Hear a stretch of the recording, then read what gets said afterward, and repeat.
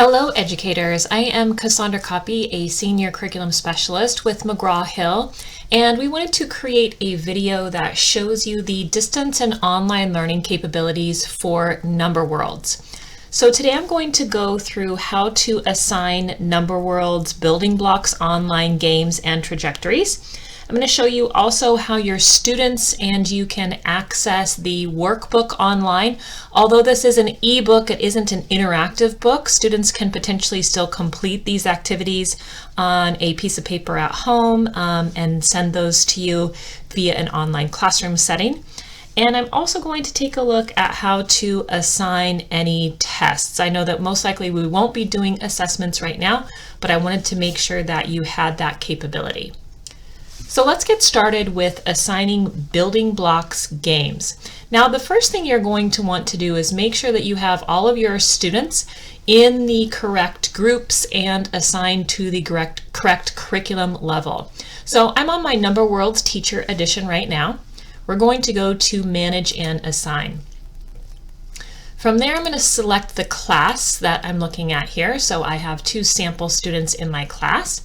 And when I look at this screen, the first thing that I want to take a look at is this right here. So it says students and groups. Let's make sure that our students are actually in the group of the level of the curriculum. So you can see that mine are actually in level E right here. You can go to groups to assign them to that level. Okay, so I would edit that group and assign, or you can do it from that first screen as well. You can go back here and edit which group they're in. Just make sure that it says level of the curriculum that those students are in. So I'm in level E, which is that 3rd grade content. All right, now I'm going to go to the building blocks assignment area. And actually you can assign the building blocks learning trajectories to all of your class. So what that will do is it'll allow students to move at their own pace throughout the games that are part of the learning trajectory for that level of the curriculum. To do that, we're going to click on Edit Class. And then you can see all the way down here it says building block settings. First, make sure the grade level is the level of the curriculum. So again, I'm on level E, which is 3rd grade level content. And then when I go down here to building blocks, I'm also going to select the grade level of the curriculum, not the physical grade level of the students. So grade level 3. And then you can select a starting point, or you can actually just leave this blank and have them start at the beginning of the learning trajectories for grade level 3. And a couple other options here. Free Explorer are some various activities that they do that are a little bit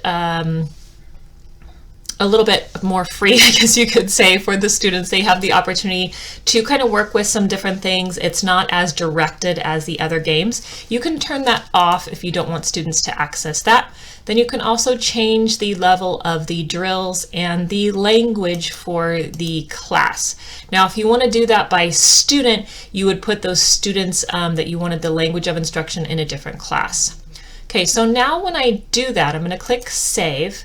That's assigning that building blocks trajectory of games to the students. So when they log in and go and click on building blocks, now they can access multiple games. And again, that's adaptive. So they're going to access those as they complete them and get them correct. Now let's take a look at how you can assign a single building blocks activity. So let's say that you're going to continue instruction via video links or web access. You can definitely do that. You can be creating some videos of the instruction for the activity cards that your students are working on. All of those are accessible in resources. So as the educator, if you don't have all of the materials with you, please just go to your resources tab. You can access everything right here. So for example, I'm in level E. Here are all of the activity cards and the instruction that I may need. So feel free to use that, maybe create a video for your students to watch, and then they could complete the workbook activities and the building blocks activity. So if a building blocks activity is linked to that lesson. You can assign that really easily right here in resources as well. I think you'll learn that resources is my favorite tab. So if you just click on building blocks activity, you can search for the name of that activity.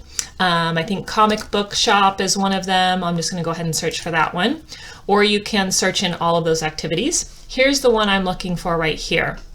If I want to just assign this singular activity to my students, I have a couple options. When you click on this wheel right here and the down arrow, you'll see assign this resource or assign this activity. Assigning the resource assigns it as an assignment. So they're going to see that as an assignment that they need to complete that is outside of the building blocks link on their student page.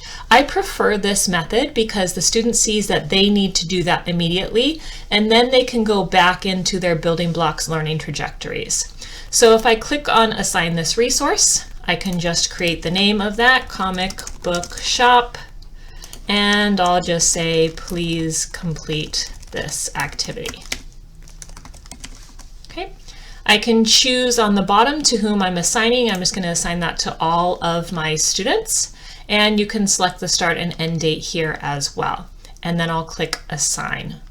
When I do that, that automatically puts that as an assignment on the student's page. Okay, and then it asks me if I want to go back, make a new assignment, etc. So I'm just going to say go back. You can see that now I have this assignment right here that's assigned to these students. So that's assigning a singular building blocks activity that may be outside of your learning trajectories. The building blocks activities are a great way for our students to continue learning at home, obviously if they have access to the internet and to a device. A couple of other things that you could have your students completing while they're at home.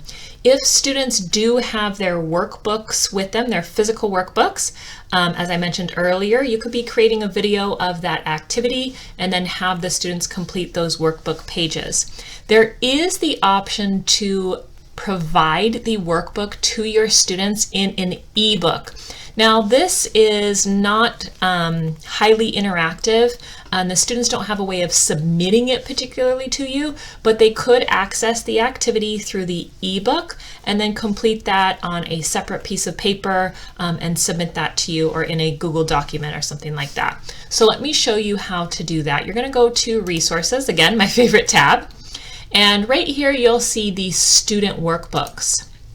And I'm going to go to level E, where my students are. Okay, and note that there are various workbooks, so make sure you choose the correct one. And from here, you can assign this as a resource, just like we did with our building blocks activity.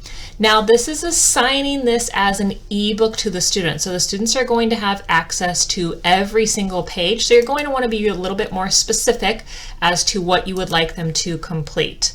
I don't have one off the top of my head, but I'm just going to call this workbook assignment page 13. Okay, so I would say please complete this on a separate piece of paper, and maybe they can take a picture or a screenshot and submit. And submit via Google Classroom. Okay, so that's the assignment. Again, I can select the students. I'm going to assign this to all. And then that will push the ebook to my students. All right, so now when I'm in my assignments, note that it took me back there already. I'm in Manage and Assign under the assignment tracker. You can see that I've assigned those two things to my students. The last component that I want to review with you is assigning online assessments. Now, again, this is most likely not something that you will be assigning, but potentially you could get through a week's worth of instruction through videos online, and maybe we want to see how our students are doing. Those online assessments are up here. They're also in the assessment tab down here, whichever one you choose to do. That's going to open up a separate link here, and let me make sure that that's in our screen. And once we're here, this is fairly straightforward. I want you to go up to the upper right-hand corner. You're going to select Classes and Assignments. That will load all of your classes over here. From here, it's a drag and drop. So I'm going to click and drag that class over to this area. You'll notice that there are no assignments of the online assessments. Remember, this is kind of a separate place here. And I'm going to go over to the left. I can click the plus arrow over here, and then I'm going to see all of the building blocks tests. So let's do the level E weekly test. Let's say we've completed week 1. Again, I'm going to open up, make sure I get to that specific thing, that component here. I'm going to drag and drop, and then it will ask you to select some various things. So you can choose which students are part of this and which are not. You can go through and select the date range, etc. All of those components are available for you as you kind of go through all of these, and then finish, and then that will be assigned to your students. Okay, so we have gone through assigning building blocks games as a trajectory. We've gone through assigning them singularly. We've also gone through assigning the workbook as an ebook to the students and assigning online assessments. I am now on a student page, and I want to show you what they would access. Now, this student sample has a few various things assigned. They have a lot of assignments here, but you can see those ones that we just did, the workbook assignment, the comic book game, and that weekly test. So they'll see all of those assignments here. For example, the comic book game, the one that I assigned to them, they'll see that here. They click on that, and then the resource is right here for them to complete. Okay, so that's how they would access that component. Same thing with the workbook. Now I want to show you what this looks like. We spoke about that this is not highly interactive. They would launch this asset, so the ebook, and it's going to take just a minute here. This is kind of a large asset, and then they would go to the page that you asked them to complete. Okay, so I just randomly put in page 13. Hopefully that is an actual assignment. Yes, it is. So you can see here that this isn't a highly interactive component where they can complete this and then submit it to you, but they could definitely work on this activity, write the answers on a Google Doc or on a separate piece of paper, upload it to your Google Classroom. They do have some interactive capabilities, so they can use a pen here. Maybe they're circling things, or they're writing in, answers. It's not super easy to use, so I just want to be very upfront about that the best way is maybe for them to complete this on a separate piece of paper, and then for them to submit this to you. But the good news is that they do have access. All right, educators, so we have looked at assigning building blocks games and trajectories, assigning the workbook, and also assigning assessments, and kind of what that looks like on your student side. The very last thing I'd like to show you is where we can get the data from those components that we've assigned in the building blocks and the assessments. And just as you would think, we would go to the reports section. And from there, again, make sure you're looking at the correct class. For the building blocks games, there are 2 areas that are going to show you the scores for the students based on the topic and trajectory. So that's the class by topic and the class by trajectory report. So if I go ahead and click on that class by topic, I actually went in and completed the kitchen counter assignment under this student, and we can see that I got 100%. Ooh, congratulations to me on that one. So that was a multiplication assignment, and so that score is right there for you. You could also look under trajectory. And when you look under trajectory, kind of the same information, but just listed a little bit differently here. So multiplying and dividing that learning trajectory, I see my assignment score right there. So that is where you will get the data from building blocks. If you have other assessments that you did, you can go to the reports section and look at the formal assessment reports or class assessment standards. Either of those are going to give you the results from those assignments. I hope this video has been helpful to you so that you are able to provide that distance and online learning for your students. If you have further questions about Number World, please feel free to get in contact with us. We actually have a curriculum specialist email that is ask-a help-ssgconsultant@mheducation.com, and we'd be happy to answer any questions about your Number Worlds curriculum. Thank you for joining me today, and good luck out there.